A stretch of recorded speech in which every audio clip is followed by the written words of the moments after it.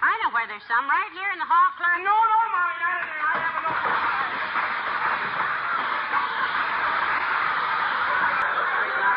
One of these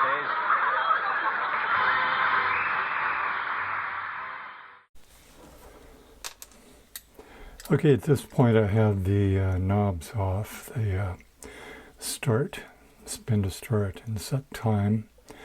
Silent alarm doesn't need to come off, nor does the light intensity knob, because it's mounted to this plate. So now I'm left with I took the little alarm pointer off and its nut, these. And I'm wondering, thinking ahead, wondering, should I polish those up? Should they be brassy again? That leaves this piece right here and this washer-looking thing with two holes. I puzzled for a bit about, this is spring-loaded, by the way. There's a spring that holds this out like that. And I think the only thing that's holding it in place is this piece of metal right here. And it looks to me like it unscrews. I do have a pair of these are back removers, I think they're called, for watches and things, but they don't quite go narrow enough to fit in those two holes. So I dug around in my old toolbox, and here's a pair of old needle nose that I ground down for some reason years and years ago. I can't remember what they're for, ground down for, but they do fit right in those two holes. So I'm going to see if I can get those off. But before I do, I need to support this. You'll notice that there's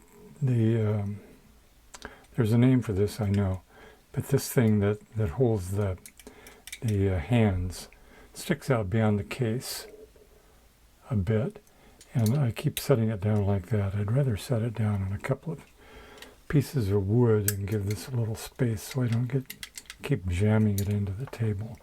So I'm going to go find a couple of pieces of wood to do that with. Okay. That makes me feel a little bit better. All right, let's see if I can work this off here. This is a threaded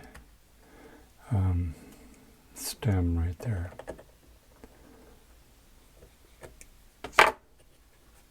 Okay.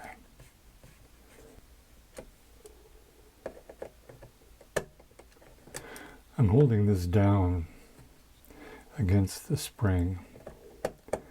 When this comes off, it shouldn't bounce into the sky. There shouldn't be any parts falling to the floor for the floor monsters to get.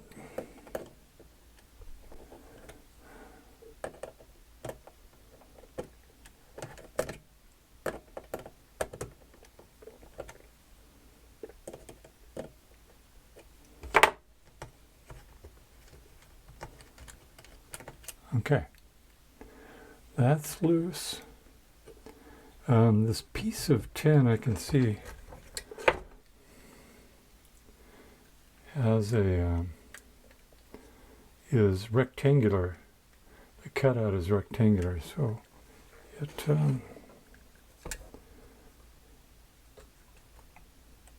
okay, that's hopefully not going to fly off. Put that in our parts bucket as well.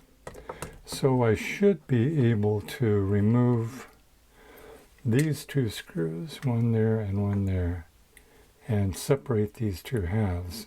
I want to lift this back off and take the motor with it. I'll see if I can.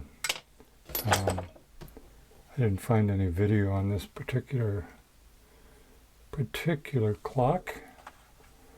So I'm just playing it by ear, as I often do. And if I get in trouble, it's my own fault. Okay, screwdriver.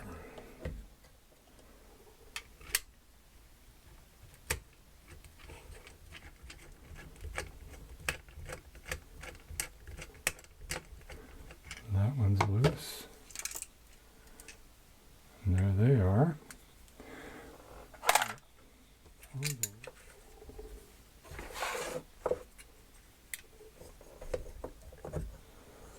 Okay, let's see if this actually does lift apart. Uh-oh. It's coming loose.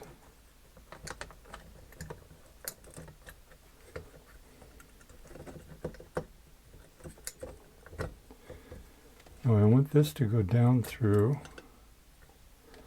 and I want this one,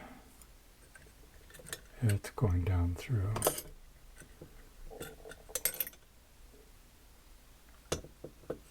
Ta-da! Boy, look how much soot has accumulated right here from that lamp. And it looks like it can't be just from the lamp, it's also got to be from the transformer as well. Yeah, I can see little carbon particles all through here.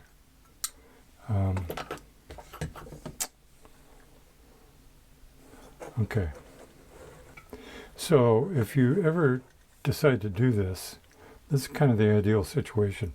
All the gears are where they are supposed to be, unless someone took it apart and put them back in the wrong place, which is pretty unlikely.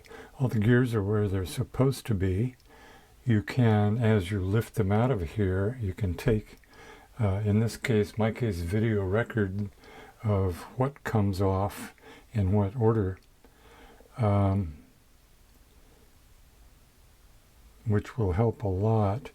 The motor itself, or this part of the motor,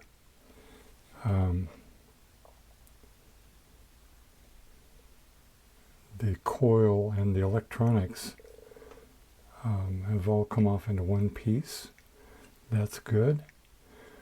If you whatever, I'll talk about how this works in a little bit.